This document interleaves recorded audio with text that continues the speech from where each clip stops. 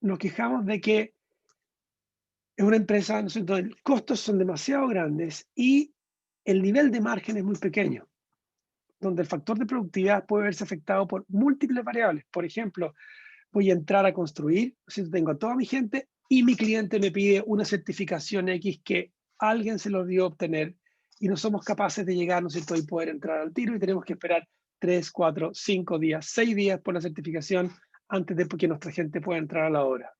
Y eso nos cuesta mucho y los costos van aumentando. Para eso es que nosotros también podemos y entendemos innovación como intencionalidad estratégica, como una disciplina para poder fijarnos metas que parecen imposibles de lograr, ¿cierto? Y además generar una manera única de alcanzarla. Esto de posible de lograr tiene que ver con cómo nosotros cómo nosotros tomamos, eh, cómo nosotros somos capaces de tomar desafíos como el que acabamos de hablar y establecer una manera de decir, miren, nosotros desde que contratamos y tenemos a la gente hasta que entramos en obra, no nos podemos demorar más de un día. Dicen, pero eso no tiene sentido, es muy difícil de hacer. Bueno, ¿y qué tal si fuera posible de hacer? Ahora, ¿por qué es tan difícil hacer innovación? ¿Se acuerdan la pregunta que les había dicho de cuántas son las variables que uno puede manejar al mismo tiempo? Miren la cantidad de variables que se requiere manejar para ser exitoso en innovación. A nivel de estrategia, 27. Eso quiere decir que para un gerente de innovación es imposible manejarlas todas solo. 2. A nivel de proyecto, 74. Eso también quiere decir que es muy difícil para un equipo que comienza un proyecto, 1, 2 o 3 personas, manejarlas solas. ¿Cuánto es el número mínimo de personas que ustedes creen que debiera ser el equipo inicial de un proyecto de desarrollo para que ese proyecto tenga alguna posibilidad de éxito? Si cada uno de nosotros puede manejar en promedio 6, 7 o máximo 8 temas al mismo tiempo antes de cometer errores. Escríbanlo en el chat si quieren o díganlo a viva voz. ¿Cuánto es el número? ¿Cuántas personas debiera tener un equipo inicial de innovación? Wilson, dice Wilson Erazo, 10. ¿Okay? ¿Quién más? ¿Quién da más o quién da menos? Alejandra Torres, entre 8 y 12. Sergio, 4. Julián, 5. Laura, de 5 a 10. Miren, en promedio, 2 personas, Natalia, es muy difícil, porque sería como tratar de jugar un partido de fútbol con 5 o con 4 personas. A los que les gusta el fútbol, ¿no es cierto? Saben que si un equipo recibe 1, 2, 3 a la cuarta tarjeta, el partido se da por perdido porque no tiene sentido que siga jugando. Una innovación también. Se estima, o las estimaciones dicen que nunca debiéramos tener un equipo con menos de 8 personas, sabiendo de que esas 8 siempre va a haber 2 que no van a poder estar, o muchas veces, y que nos vamos a ver reducidos a 6. ¿Ok? Entonces, todo esto, todas estas variables y dimensiones nos permiten a nosotros, fíjense, no es reducir el riesgo, es aumentar el riesgo y la incertidumbre. ¿Y por qué? Porque a mayor riesgo, ¿qué es lo que sabemos que pasa? A mayor riesgo. Están demasiado callados para ser colombianos. ¿Qué pasa, gente? ¿Cuántas mayor probabilidad de fracaso? No, Más utilidad. eso, Jorge, a mayor riesgo, mayor utilidad. Ahora, nos encanta la buena utilidad, ¿no? Nos encanta. Pero el riesgo, no tanto. Y parte del problema está ahí en que estos procesos de innovación, a nosotros, ¿a qué nos ayudan? Nos ayudan a aumentar el riesgo, fíjense, pero mitigar el impacto del riesgo en la organización. ¿Qué significa esto? Que yo puedo aumentar mi riesgo, pero disminuir mis probabilidades de fracaso, que era un poco lo que ponía Natalia Arroyave ahí en el chat. Ahora, ¿cómo nosotros somos capaces de innovar de manera consistente y predecible? Parte del tema está ahí. Miren un poco el nivel de retorno a la inversión que hay por proyectos de innovación en el mundo de los startups. Esta es la probabilidad, este en el fondo es el porcentaje de proyectos que obtiene rentabilidades menores a un 100%. La rentabilidad de un 100% en innovación es baja, es considerada un fracaso. Aquí 24-31% de proyectos obtienen rentabilidad entre 100 y 500% de retorno al quinto año. Aquí como un 6% rentabilidad del 500 al 1000 y una serie de proyectos acá muy pocos con rentabilidades sobre el 2000. Ustedes conocen un proyecto, ¿cómo se llama? Hay un proyecto de Bancolombia que salió hace un par de años, ¿cierto? Que no sé si ustedes lo conocen, que es básicamente una aplicación, ¿no es cierto?, que opera como si fuera un banco, pero no es un banco, está fuera del banco, está diseñada para competir con el banco. En este momento se me olvidó el nombre. ¿Sí? Ese proyecto que nace, Nequi, efectivamente, Juan David, gracias, Nequi. Seguramente conocen Nequi. Nequi, ¿saben el nivel de retorno que ha tenido? Más o menos, ¿dónde creen ustedes que está como retorno a la inversión? Mucha gente la está usando, efectivamente. Nequi nace como un proyecto de un taller que se desarrolló desde el equipo del Centro de Innovación de Bancolombia. Fíjense, algo hecho en Latinoamérica, algo hecho en Colombia, con un retorno sobre el 2000%. Está dentro de estas pocos proyectos que tienen un retorno altísimo. Ahora, porque se trató como un startup, no se trató como un proyecto de la corporación. Ahora miren, ¿cuál es el retorno promedio de de la inversión en un presupuesto de innovación corporativo para grandes empresas? Fíjense que acá el riesgo es un poco menor y el retorno también es un poco menor. Hay un 20% del presupuesto de grandes empresas en innovación que va a fracaso. ¿Qué significa fracaso? Retornos inferiores al 100%. Pero fíjense acá, tenemos un 40% del presupuesto de inversión, del presupuesto de innovación de empresas, que va a proyectos que tienen retornos entre un 100 y un 400%, un 20% con retornos de entre un 500 y un 1000, y un 20% que tiene retornos por sobre el 1000. Pero fíjense que acá el máximo es un 2000%. Lo que estamos viendo nosotros, acá el máximo es un 5000%. O sea, a nivel de empresa, ¿nosotros podemos esperar un nivel de riesgo menor? Sí, porque la empresa tiene mucho más espalda, pero además esperamos un retorno menor. Ahora, hablamos nosotros mucho de disrupción y ustedes seguramente han escuchado mucho de disrupción también. La disrupción nosotros la entendemos en innovación como una medida en el cambio de balance del poder en un sector o industria que se da por nuevas ofertas de valor o incluso por catástrofes. Si empezamos a ver acá cuáles son los sectores que tienen una mayor probabilidad de disrupción, vemos los sectores de servicio acá, y acá vemos el sector en fondo de ingeniería de construcción y otros más. Miren dónde estamos nosotros, sector de ingeniería de construcción, con un nivel de riesgo de disrupción que no es tan grande, si bien se prevé que sea un poco mayor. ¿Y de dónde viene un poco eso? Miren un poco algunos datos del sector. Estos son datos de los últimos años, el año 2019 todavía no se tiene, pero fíjense. El sector ingeniería de construcción es un subsector del industrial y nosotros vemos acá cómo ha aumentado la inversión en innovación como porcentaje de los ingresos durante los últimos años. Este es un indicador de algo que está pasando. En el sector industrial, el crecimiento ha sido más bien lineal, pero en el sector ingeniería y construcción, el crecimiento ha sido más bien exponencial. Cada vez más empresas están empezando a adoptar y a invertir en innovación al interior de las empresas. Fíjense, ¿cuáles son las áreas de desarrollo prioritaria o desafío prioritaria que se están siguiendo? Primero, aumentar la productividad, innovación en procesos, que me permite a mí tener más certidumbre en plazo, ¿no es cierto? Y mejor certidumbre en manejo de presupuestos de proyectos. Desempeño del ciclo de vida de los activos y ver cómo reutilizar parte de los activos que tenemos. Tres, cómo generar activos que sean neutrales desde el punto de vista de carbono, ¿cierto? Y disminuir el volumen de desechos generados. El tema sustentabilidad está muy fuerte.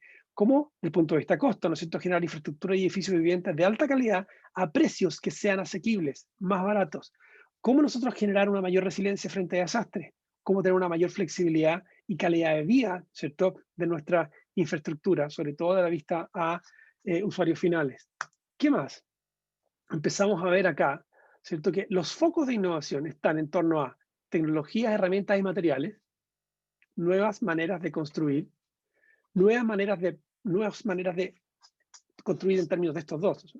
El tema de los procesos y operaciones que nosotros tenemos, cómo somos capaces de cambiar el modelo de negocios y generar alianzas que nos permitan ser más flexibles. Y hay un foco importantísimo en todo lo que tiene que ver el tema de liderazgo, ¿cierto? Entrenamiento y capacidades de la empresa. Y empezamos a ver algunos ejemplos de innovación. Nos encontramos, si ustedes conocen el Engineering News Review Report, que en el fondo grafica a los mejores global contractors, a las mejores empresas de ingeniería a nivel mundial. Aquí tenemos dos que están dentro de los top 20. Skanska, que ustedes lo pueden conocer, ¿no es cierto? Tiene estos flying factories, estas empresas que permiten, hasta en el fondo, esta manera de construir, sobre todo en altura, que nos permite a nosotros reducir hasta un 65% los tiempos de construcción, en un 50% los costos de mano de obra y aumentar la productividad en un 44% con respecto al ensamblaje en sitio. Arup también, con perfiles y componentes de acero impresos en 3D, ha podido reducir un 75% el peso y un 40% materiales de construcción en comparación a otros sistemas de construcción tradicionales. Y así podemos ir viendo cómo distintas empresas han empezado a meter la innovación de manera importante. Y eso explica gran parte del crecimiento en esa curva que estábamos viendo. Ahora, ¿qué tan difícil puede ser hacerlo como los grandes, entre comillas? Usted ya tiene, Bancolombia ha sido capaz de hacerlo y es un caso, en el fondo, de liderazgo a nivel mundial en torno a cómo se puede hacer innovación. Ahora, ¿cómo hacemos eso en nuestro sector? Fíjense que todos nos hemos enfrentado a esto, ¿no es cierto? Uno planifica un proyecto y después se encuentra con algo así. ¿A quién le ha pasado esto alguna vez? Ahí don José se ríe. ¿Ah? El único al que le puedo ver la sonrisa. Pero a todos nos ha pasado, ¿no es cierto? Entonces, parte del tema es por qué. Y miren, y hay algo muy interesante. Nosotros, desde el día a día, dice Juan David Lasclicano,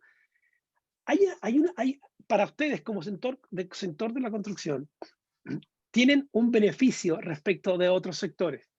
Y yo se los voy a mostrar porque no se han dado cuenta. Miren, en el sector de construcción e ingeniería, la manera en que uno genera proyectos, por lo general, si los proyectos son proyectos complejos, ¿cierto? El grado de novedad es bastante alto. En inmobiliaria o la parte comercial es relativamente baja. En innovación, el grado de los proyectos también es alto. Vamos a hacer un paralelo.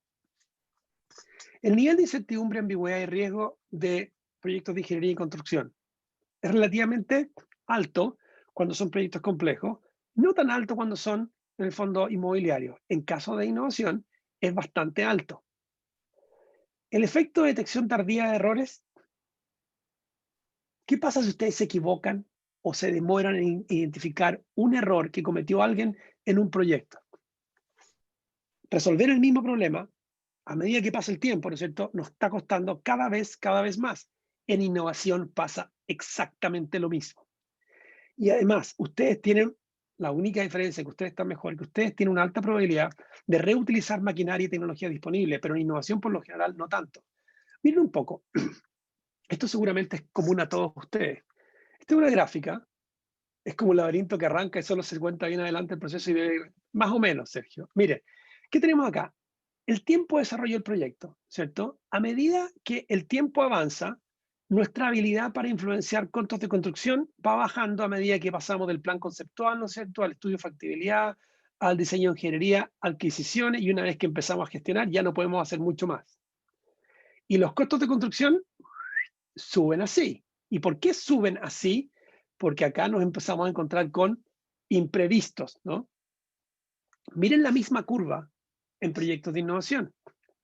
Y cómo en innovación nosotros somos capaces de parar este efecto dominó de los costos que se acumulan.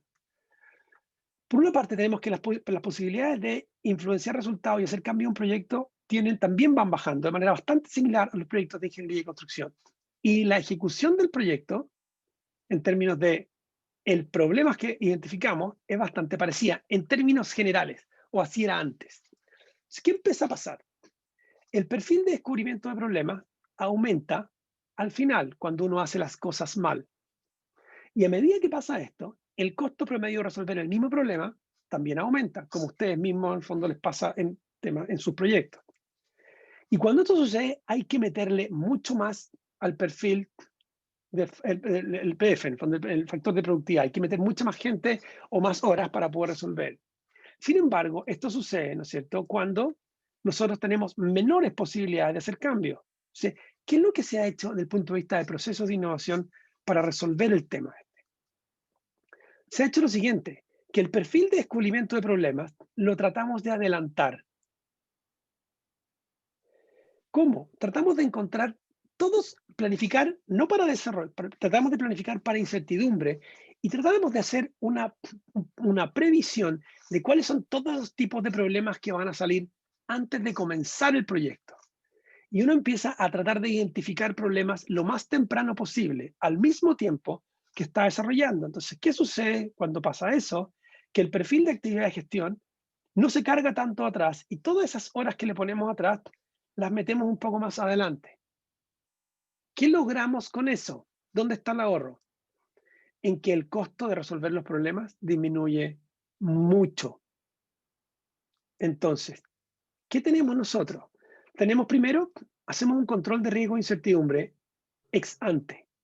Y sabemos nosotros que tenemos una ventana, un tiempo, ¿cierto? Una ventana de intervención en la cual nosotros vamos a poder aprovechar este tiempo. Y es cuando todavía tenemos una alta calidad, un alto tiempo para poder manejar y influenciar los resultados del proyecto. Y lo que hacemos con esto no solamente es disminuir los tiempos de desarrollo, sino que además tener impacto en términos de ahorrarnos un porcentaje muy grande de los costos de reparación que podemos tener al final. Esto es común en innovación y también se puede hacer, ¿cierto?, en proyectos de ingeniería y construcción, como buscando la falla lo más temprana posible y tolerando el error, pero sin dar espacio a la incompetencia dentro del desarrollo de proyectos. Muchas gracias por los próximos 10 minutos. Quedan 10 minutos, nos acaban de avisar. Entonces, ¿cómo somos capaces de prever estos futuros más distantes y además ser capaces de lidiar con lo que vemos? Tiene que ver con lo siguiente, miren, nosotros estábamos viviendo una vida lo más tranquila y apacible hasta marzo del año pasado, ¿no es cierto?, donde nos encontramos con este bichito. Ahora, fíjense lo interesante, este bichito no llegó de la nada.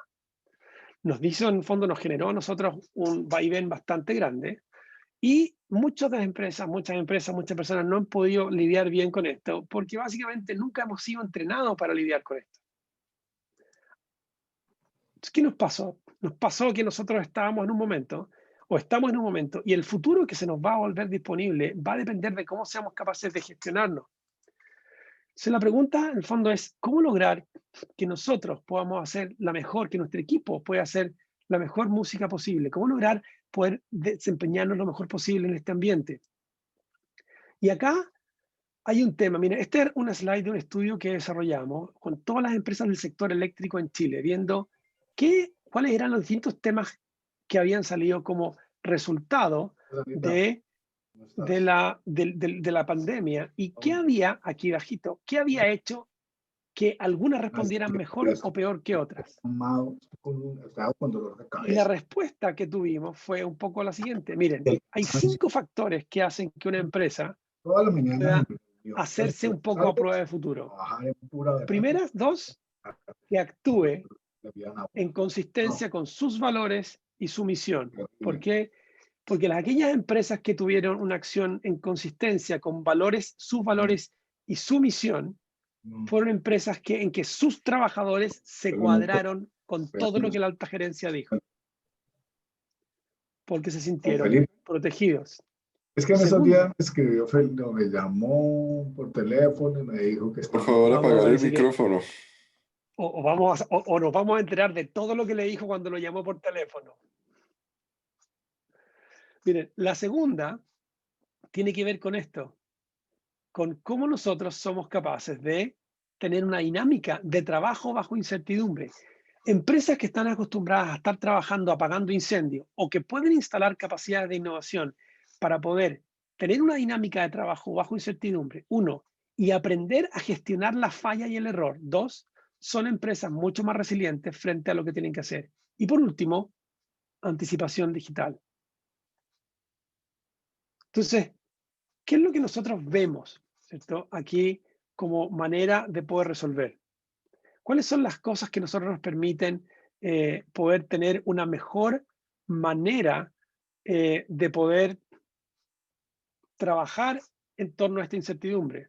Primero, tenemos que ver, miren, hay muchas maneras de poder resolver.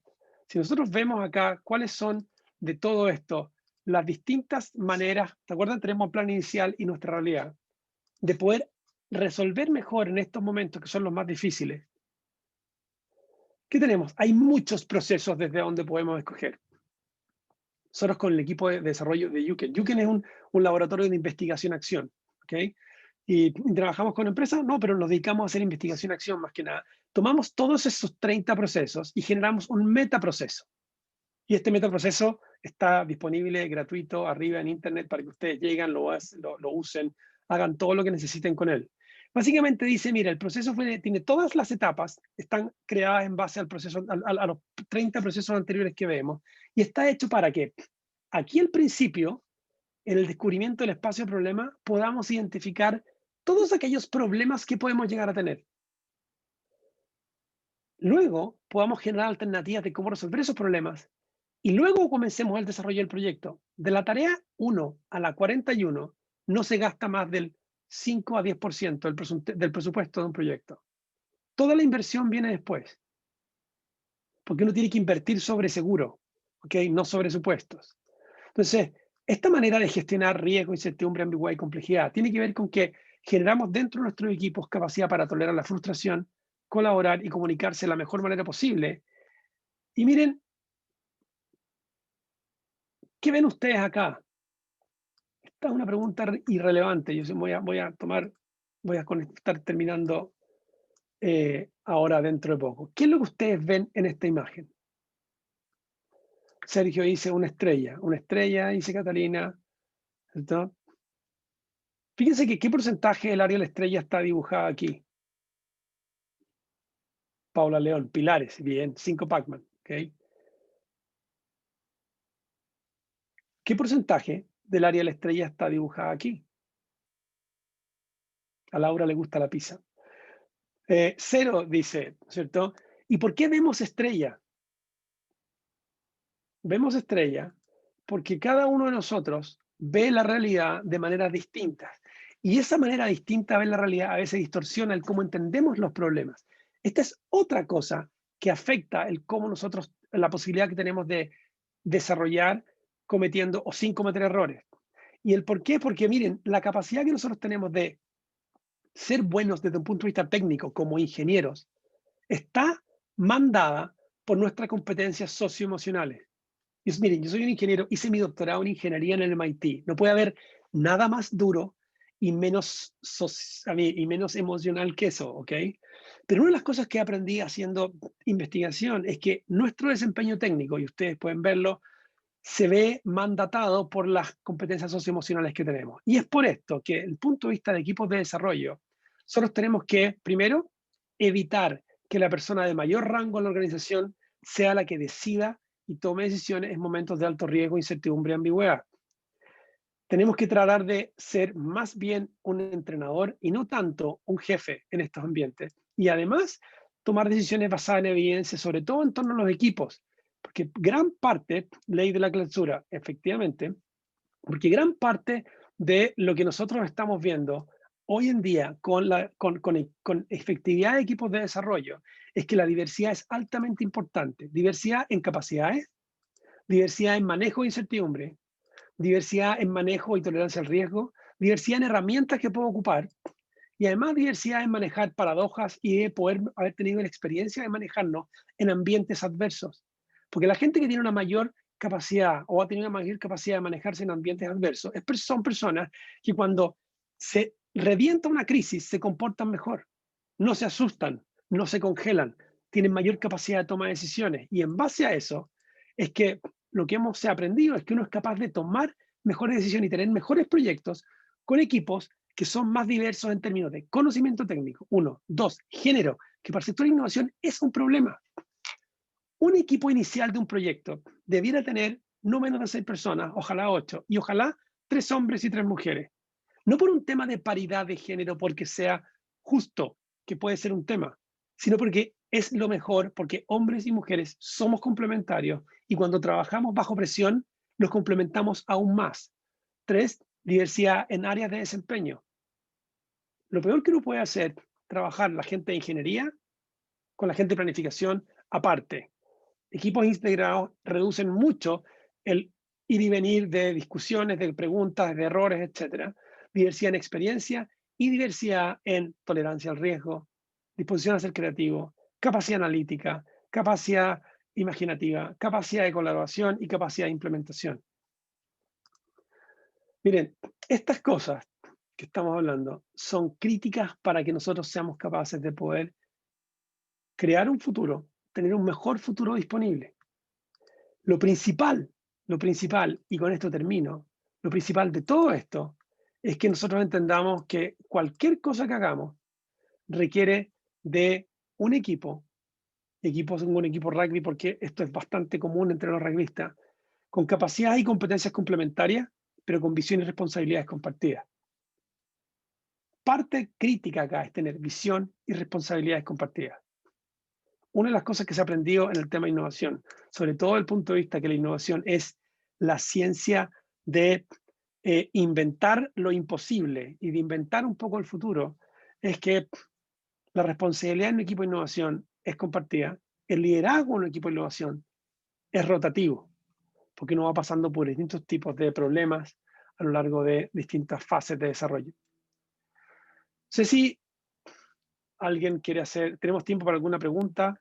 Sí, podemos hacer una preguntita para que te acabemos de disfrutar, porque por mi chat interno están muy emocionados con tu intervención, pero sí, debemos llevar ahora ya break, pero podemos hacer una pregunta. Dele, dele. Aquí estoy leyendo una, Carlos, que dice, con todo lo que se ha hablado, se me viene a la mente la metodología BIM. Bueno, BIM tiene mucho de esto, ¿no es cierto? Nosotros tenemos que trabajar todos en conjunto, tenemos que estar todos en la misma página, tenemos que hablar el mismo lenguaje, ¿cierto? De tal manera que nosotros podamos, desde el punto de vista de la utilización de BIM, fíjense que BIM, el cambio cultural que se necesita no es menor, ¿cierto? Para que podamos todos estar operando, no solamente dentro de la empresa, sino que con todos los contratistas que además están integrándose. Sí, es como, en ese sentido, es una forma de transformación digital que es prima hermana de la innovación, muy asociada, ¿no es cierto?, a nuestra industria. Uh-huh. Como digo, nuestra industria. Carlos, ahí yo también me iba como a devolver un poco lo que mostrabas, como esas curvas de tendencia y las diferencias entre las industrias. Para la industria de la construcción, entonces, ¿cuál es ese gran mensaje? Porque la diferencia es bastante grande, entonces, ¿qué nos está faltando? Es que yo creo que en la industria, en el sector industrial, esa curva de crecimiento exponencial ya se dio. Y por eso ahora es como más de mantención. Por eso yo quería mostrar el sector, porque el sector está empezando recién. Mira, acá Julián Munera pregunta, ¿cuál top crees 3. Top 3 temas de innovación para la construcción? Yo creo que uno es innovación en procesos constructivos. En el fondo es cómo nosotros hacemos mucho mejor y de manera distinta lo que nos piden que hagamos. 1. 2.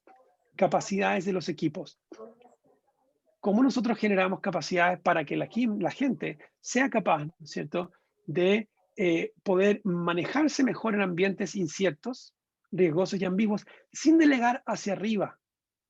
Si nosotros tenemos buenas capacidades en nuestros equipos de mando medio y abajo, vamos a poder descansar en que los equipos pueden y saben hacer lo mejor posible. Es profesionalizar aún más el tema de innovación. Y lo tercero es que cuando hagamos, fíjense que nosotros siempre estamos haciendo, pero el tema de sustentabilidad se va a volver cada vez más un tema.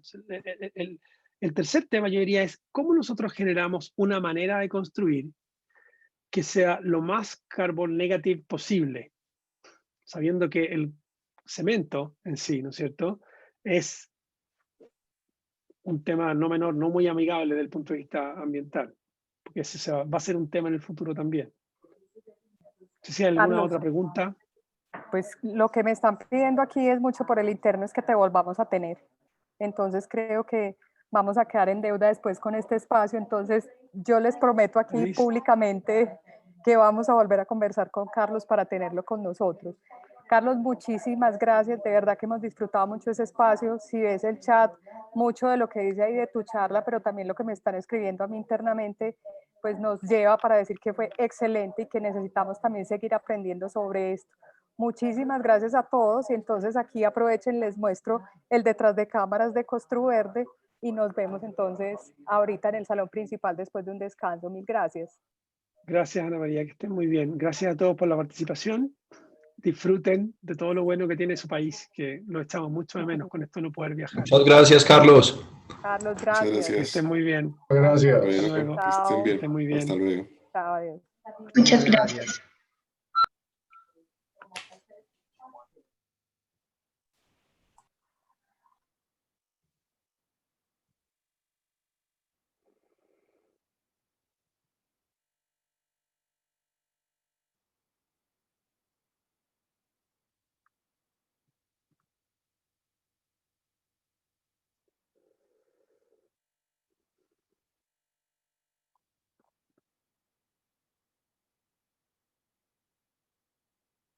Sí.